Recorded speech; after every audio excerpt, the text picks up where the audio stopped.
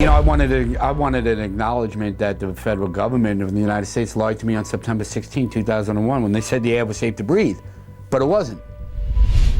Shortly after 9/11, everybody was told that the air was safe, and that was by the federal government, and people believed it.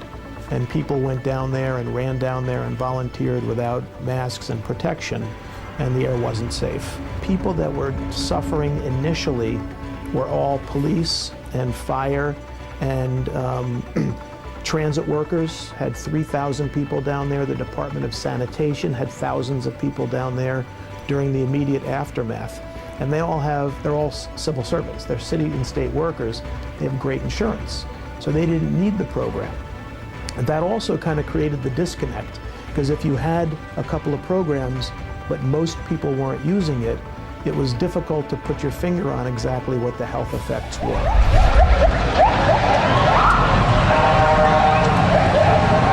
What happened? It collapsed. The top floors collapsed down. I saw it blow and then ran like hell. Thank God. I'm 69, but I can still run. There were a bunch of different programs that popped up in the few years after 9/11, but it was basically a patchwork. There was stuff that was sponsored by the city of New York. There was stuff that was sponsored by the state of New York. There were some federal programs. The biggest problem was that they didn't talk to each other. And if you can't feel the pain of another human being suffering, then I question your humanity. I feel sorry for humanity. I mean, when push comes to shove, I don't care where you're from. I don't care what race you are, what religious background you come from. We're all human beings.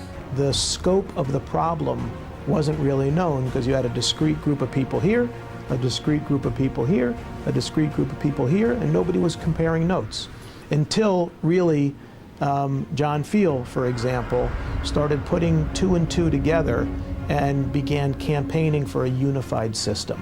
You know, when I die and it's in my will, it's going to say he tried on my tombstone. No name, no date of birth, no date of passing, and everybody's got to walk by there and guess who's buried there. He tried. I question a lot of people in D.C. or in my state capital in Albany. I question their own humanity. I question their patriotism.